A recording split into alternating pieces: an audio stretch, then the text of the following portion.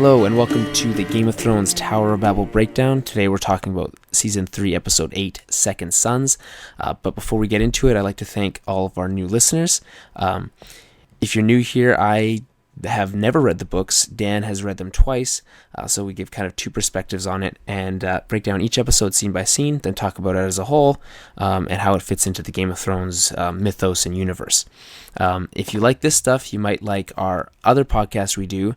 It's called the Tower of Babble podcast, and we talk about the week's movies, gaming, and television news, and give our perspective on that as well. It's by fans, it's for fans. If you like it, find us on iTunes and Stitcher. Our website is thetowerofbabblepodcast.com. You'll be able to find this podcast there as well. So we'll jump right into this week's episode. It was called Second Sons. Dan, what did you think? The title of the episode is all about Daenerys' story. She gets a lot of action, not really action, but she's in this episode a decent amount, and her story moves in this episode. Do you want to do it in order like normal? Yeah, let's do it in order. So It starts with who, Dan? Arya and the Hound. It starts with Arya and the Hound, and do we see them again? It's just that one scene, right? Just the one scene. Which, I don't know, like, I spoke with a lot of people, and, like, her, like, being kidnapped by the Hound, a lot of people overlooked that part of last week's episode. They kind of forgot about it. Did we talk about it a lot, or I don't remember? We didn't even talk about it a lot last week. It happened, and we mentioned it. Yeah. But, like, yeah, so she runs away from the Brotherhood and gets captured by the Hound, and you think it's such a bad thing.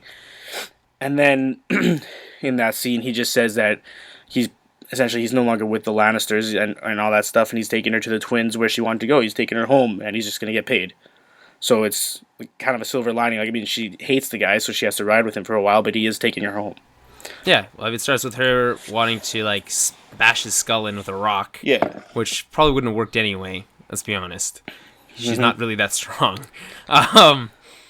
And yeah, no, I thought it was actually, like, it was just a different take. You weren't expecting that at all. You get this whole thing, like, what do? You take me back to King's Landing, obviously. And it's like, well, no. I hate those people.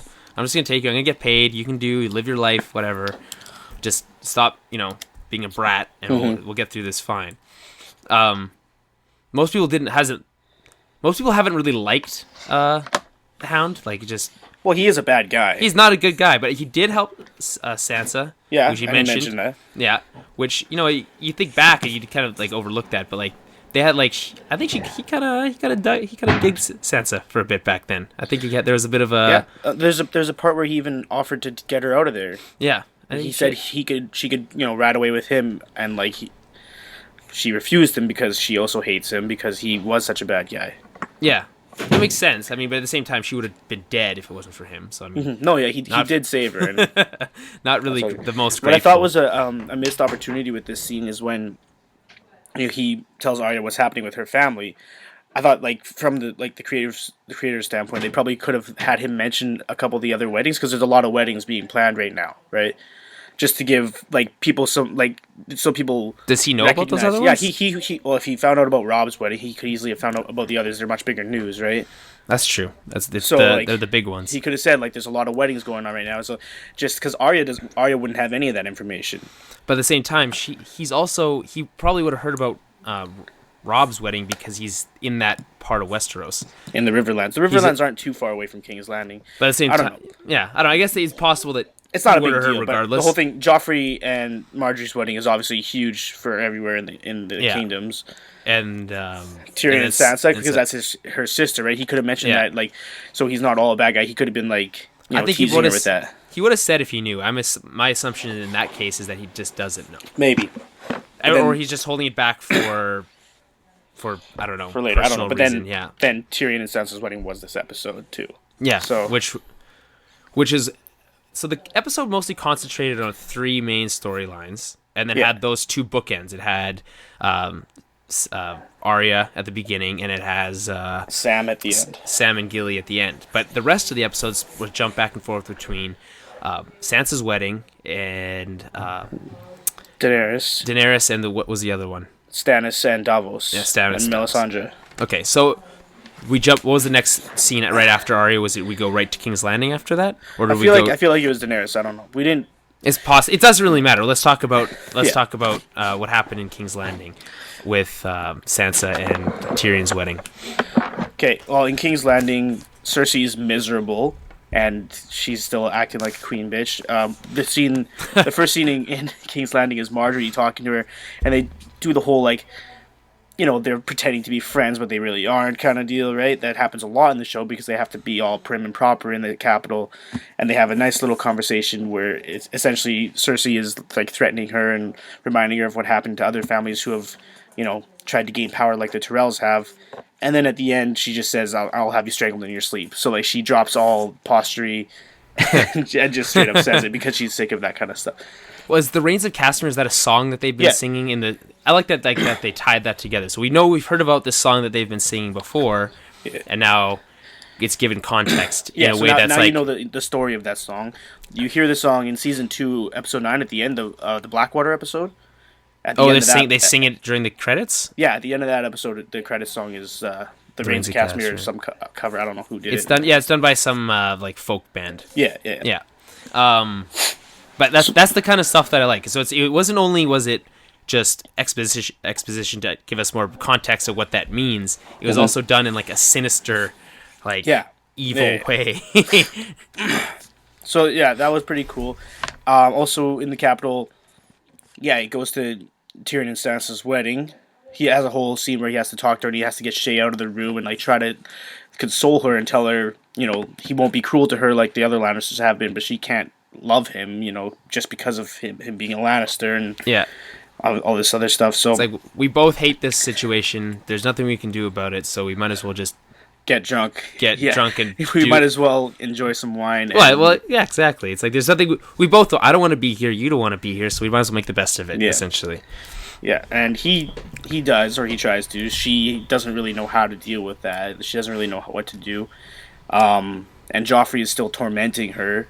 Well, her and him. Both, that scene where like the actual wedding takes place and she walks in, Sansa walks in, and then Joffrey's like, "Well, I as the father of the realm, it's my duty to give you away." And you just see like the smug look. He's happy to do it. Like he knows that it's torturing her. Yeah, and then he takes the stool as soon as he gets up there, which you almost feel like the whole reason he did that in the first place was just to get that stool. He could have got up and get it anyway. He's the king, but he just like.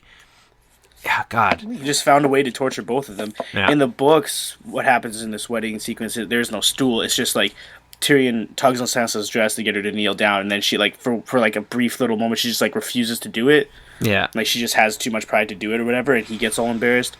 And then afterwards like she admits that she regrets it or whatever because he didn't really deserve that, or Well, yeah, it's like same idea, but this just makes it just cements the fact that Joffrey's a douche. Not that we didn't know that already. Yeah, but they've been hammering that in pretty well. Well, he does threaten to rape her later. That happens as well. That was pretty. Is that from the books or is that? Did not, I don't think that's in the books. But like that seems like makes sense. It seems like something he would do, and like you believe that he actually would have done it in the show. I don't know. It was something I wasn't expecting. My girlfriend, we were watching it like when after the wedding and they go to bed and Tyrion gets too drunk, whatever.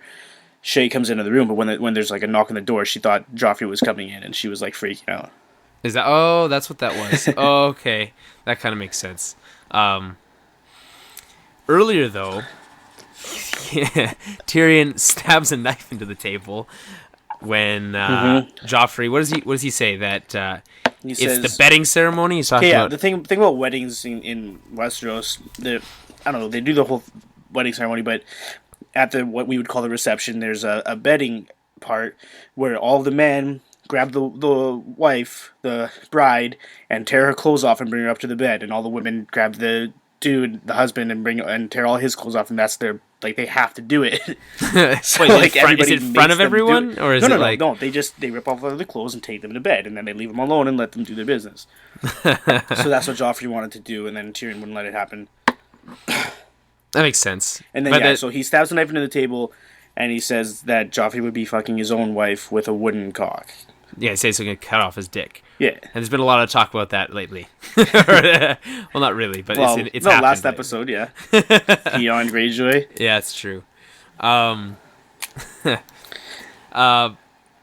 Afterwards, okay, so his dad, Tywin, kind of like saves the day, diffuses the situation a little bit, and in doing so, I think he's like, well, he's obviously super drunk. Tyrion obviously picks up on this and then acts even more drunk Even than more he already drunk, was. yes. Which was smart in, Yeah. Because you can't say something like that to the king, especially No. a king like Joffrey. You get Like, you he killed. wouldn't let that go. And he probably still, like, won't let it go. No. He just won't have him killed right then and there. I think, well, if it wasn't for Tywin, he probably would have. Tywin's He definitely wanted to, yeah. Yeah, well, Tywin is the only person that Joffrey's clearly afraid of. Yeah. In some fashion. As a kid would be afraid of his grandpa, who's... Yeah, he's like, the only one that has, like, almost has authority over Joffrey. Like, Yeah. Joffrey... Which he's still the king, but he can't fully, do whatever he wants around Tywin, not like he used to when, like, there was nobody above him, when his mom was letting him do whatever he wanted. Yeah, well, which they touched on. He's like, well, you were letting this kid run roughshod over the kingdom, and now I'm here, and I'm going to fix it. I'm going to fix everything that you did, and I'm not going to let him just do whatever he wants, because if he did, my son would be dead right now, and this whole plan would be fucked, essentially. But it will be interesting to see how Joffrey handles that probably next episode. Like, he's not going to let that go. Well, we'll see. We'll see. I mean, you probably know more than I. You obviously know more than I do. But I don't know if that'll be touched on right away. It might be. Maybe. Well, there's only 2 episodes left this season, so it's not next week. It's 2 weeks from now. Next week. There's no episode next week. It's in a week from next week. Does it take a week off? Why? I don't know. Some stupid holiday. What's next week in? Is it July 1st? June 1st? It's June 1st. It will be around then. I'm assuming. But I don't know. Even then, that's Canada Day. That's not an American holiday. July 1st is Canada Day. Oh yeah, that's what I meant. And July 4th is Independence Day. Yeah. So anyways, okay, so whatever. 2 weeks. They take the week. Yeah, they take the week off. So we'll have to wait just one more week before we get to the penultimate episode 9, which has been the big episode in the past 2 seasons. Mm-hmm. It's a big one. Moving on, we went to the camp just outside of, what's the town called again, Dan? Yunkai. So they're scouting out, trying to see what's going on, who the powerful friends are. We find out it's the Second Sons. It's a group of sellswords called the Second Sons, led by Miro, the Titan, or the Titan's bastard of Braavos. Was that? Do we know more about that, or is it just no? They said that in this episode. That's all. Okay, okay. That's his name. Then. That's what they call him. Okay, all right, fine. So we have 3 guys. We have the leader. We have that other old guy, and the charming Dario Naharis. Yeah, which is fine. It's a little bit of like, okay, well, what's gonna happen here? I think we kind of can figure that one out on our own. Well, you just knew that character would be important. Yeah, because he was given such an opportunity to say his own name and introduce himself like that. Yeah.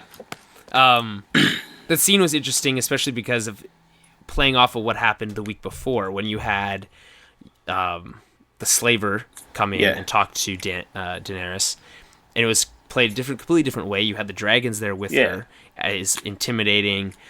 She wouldn't back down, that kind of stuff. This was played completely different. Be like, it was like, come sit down. A young girl, unschooled in the ways of war. The dragons weren't there. She wasn't trying to intimidate anybody. She was trying to get them on her side. She also didn't take her clothes off for them, which is what he repeatedly asked her to do. So good on her for that. That's true. Although she did have her clothes off later in the episode. Yeah, and that's when everything worked for her. So obviously, makes you think. What we learn here is that if you want to get far in Westeros, just get naked. I think that's been pretty obvious in this series thus far. At least this season. Yeah. So she sends them away, and they have their own little camp thing. Yeah. And there's a little scene where the 3 of them are sitting around, and they pass out the different coins from... Just to decide who's going to go and murder her. Yeah, because they feel like a head-on assault isn't smart, because they have, how many say, 8,000 unsullied? Yeah, versus their 2,000 sellswords. Okay, so they're like, well, that's not smart. We would obviously lose. So the only best way to do it is to murder her in her sleep, essentially. Yeah. And so you don't know until later, but well, you actually do. He shows I'm the one who got the square he says, one. And he says Valar Morghulis. Which is, all men must die. Yeah. Right? And what's the other one mean? It's all men must serve. Valar Dohaeris. I can't even remember what that means. All men must serve? Something like that. Something along those lines. Okay. So he gets sent off. He goes and he dresses up like an Unsullied, sneaks in. She's having a bath. Yeah.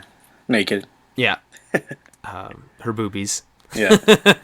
And he gets there, and instead of killing her, what does he do? He drops off the heads of the other two commanders and decides to pledge himself and the second sons now under his command to her. Okay. This, I don't know, like it was well done. I was kind of expecting, judging by the episode name, I was expecting that to be like the cliffhanger at the end of the episode, but it wasn't. It was right in the middle of the episode, which is it is fine too. Do they touch on it again, or is it just end there?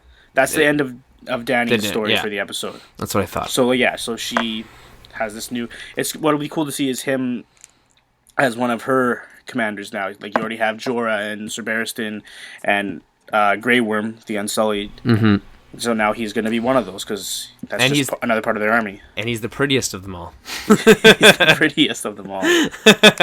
Well, he gave her a look earlier. Well, no, he said a few times that he did it for her beauty and all that kind of stuff. Yeah. So we already know her a few looks. Yeah.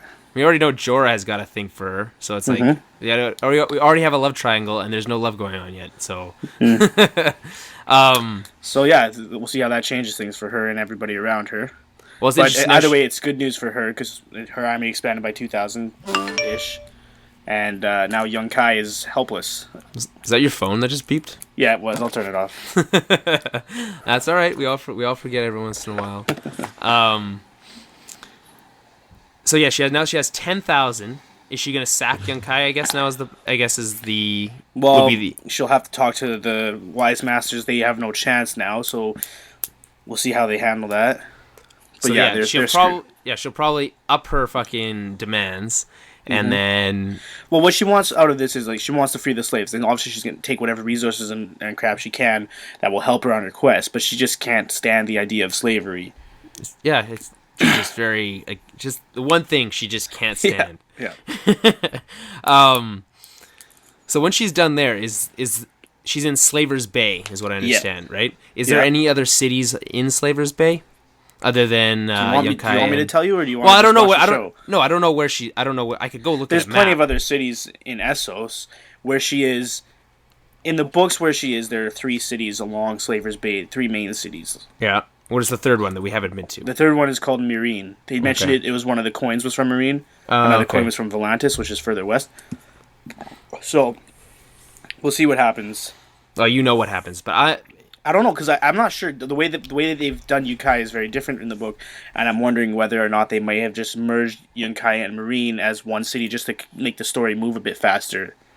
Okay, like metaphorically merge them because the Meereen is still another city. But what I'm saying might happen is maybe everything that happens in her story in Yunkai or in Meereen rather happens in Yunkai or vice or like you know what I mean, or some amalgamation of that. With only 2 episodes left, I'd assume that would. I mean, I don't know what's gonna. I don't know what goes on.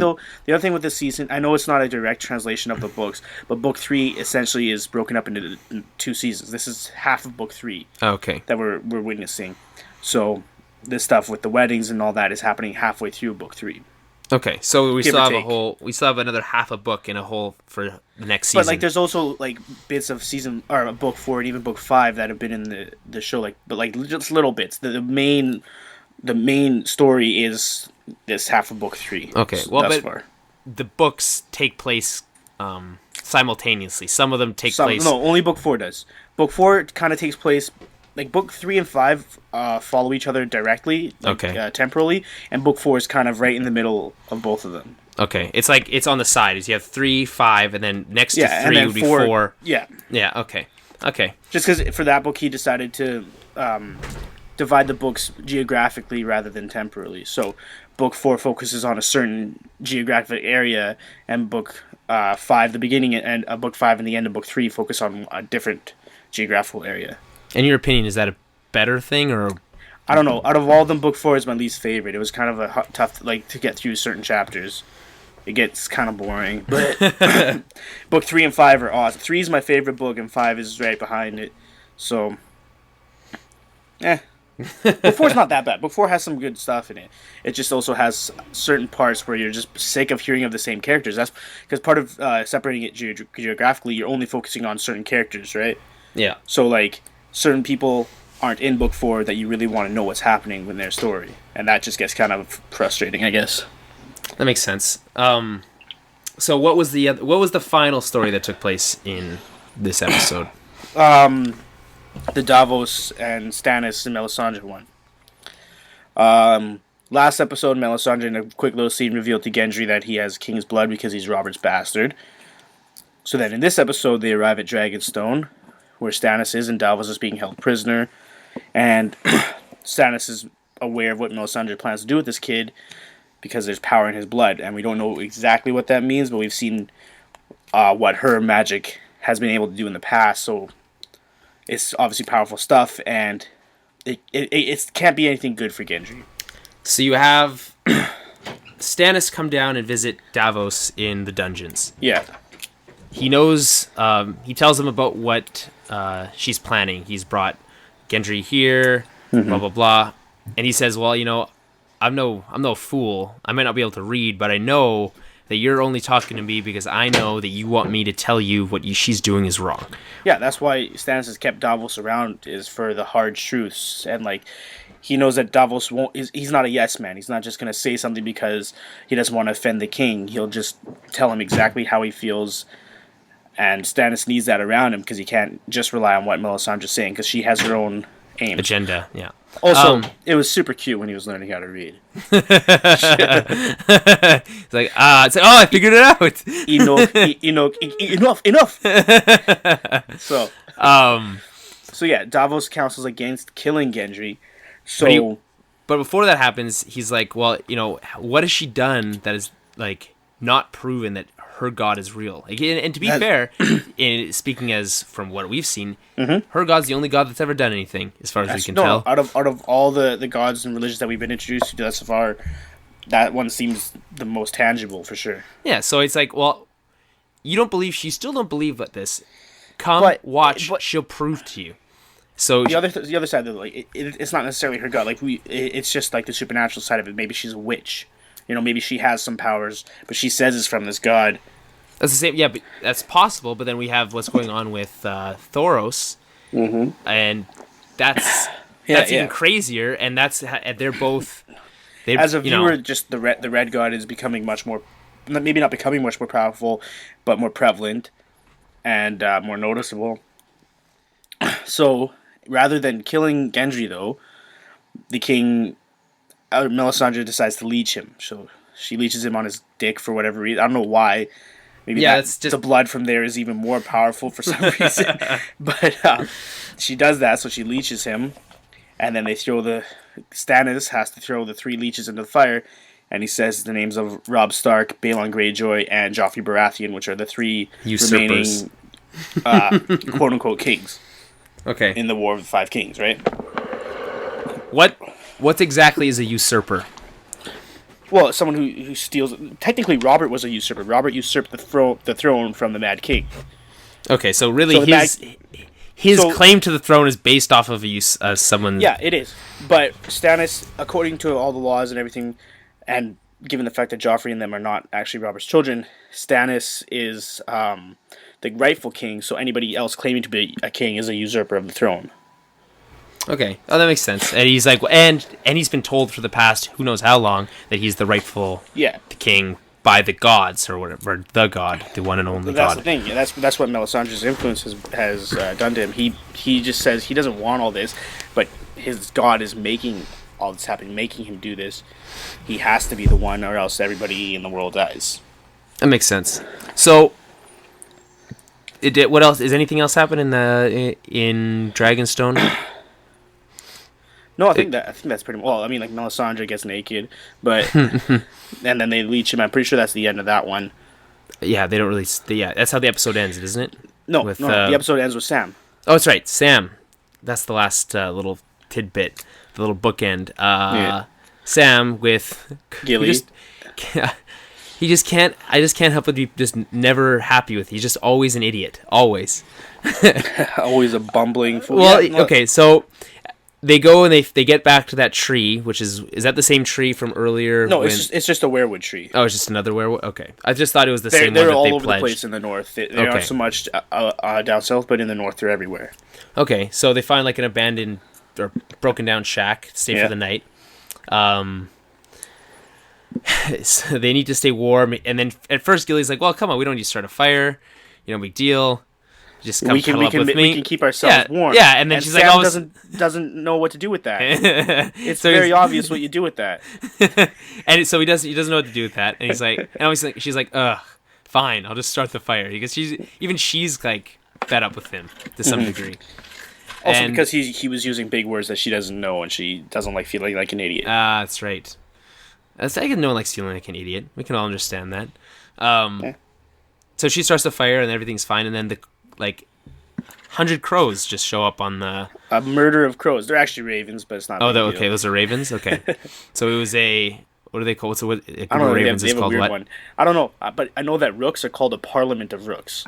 I know that one. Okay, well, that's not what it's... yeah, okay, so it's not a murder... It's not crows, so it's not a murder of crows. But anyway, so it's ravens, and 100 of them just show up on the tree. For some reason, right? Yeah.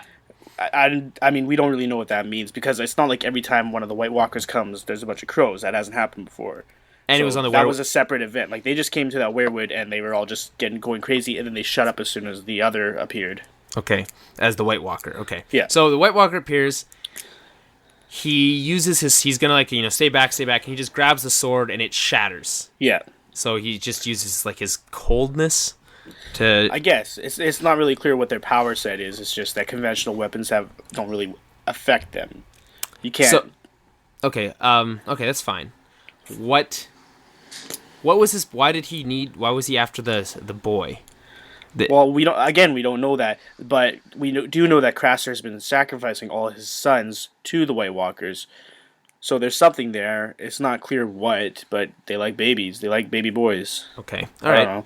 So he's after the baby, and to stop him, he uses his dragon shard, or what's it called? Dragon glass. It's obsidian or dragon glass. Okay. He just has this little dagger that they found at the Fist of the First Men, and that's the only weapon he has left to him. So he stabs this thing, and turns out that kills them. Okay. So they have a weakness, and that's probably is the reason why there was a bag of those things at the Fist of the First Men. Somebody was preparing for this. That makes sense, but he just left it there, ran away. I was like, what? Yeah. What? Pick it up. You're probably going to need that again. Everything would have been fine. He would have actually redeemed himself a little bit in my book if he hadn't just left the most important piece of anything he's ever owned. Your only weapon. Yeah, don't just run away. Obviously, the threat's gone, so grab it and go. He was scared, I guess. Whatever. He was scared. When is he not the baby scared? Out of there? Yeah, Sam's annoying. Okay, so that's how it ends. Overall, what did you think? Overall, much better than last week. I was very happy with this episode. I enjoyed it thoroughly. I really liked the again, the politics and the stuff going on in King's Landing. There's so much what was going on in... Yeah, I know, with Dany stuff was interesting. I mean, I liked it. The Dany stuff was good. Yeah, was it... I don't think a lot of people would have been expecting that to happen. Nope. I think more people were looking for a fight, so...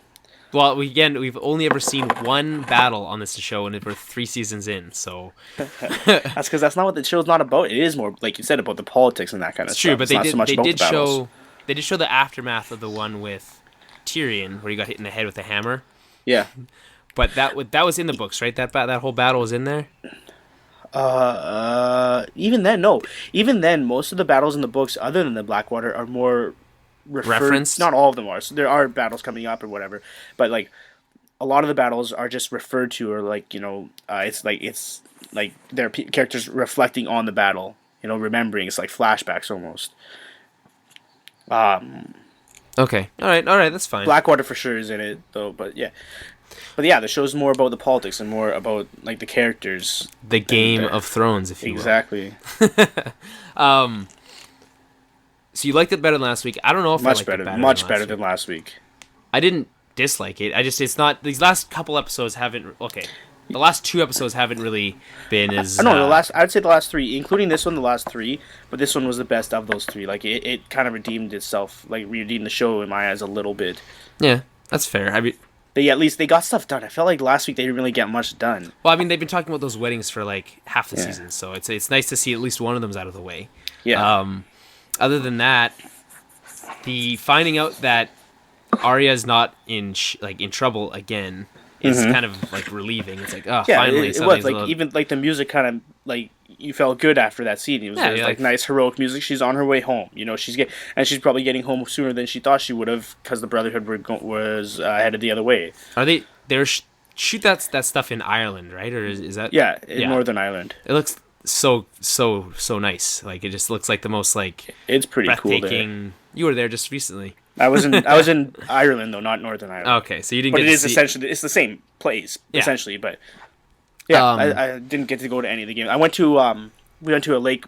You know the show Vikings that just came out. Yeah, I've been meaning to watch it. But we went to like a lake where they had filmed some of that kind of stuff. Okay, the most breathtaking sets on the on the show, or not sets, but like vistas landscapes is Iceland. When they film like the stuff beyond the wall, that stuff is like crazy, like that cavern and all that, like that stuff. That's nuts. And it's pretty cool. Yeah, I don't know. The Irish stuff is pretty nice sometimes. Like now that Jon and Ygritte are on this side of the wall in that episode where they were just walking around, there were some pretty cool landscapes.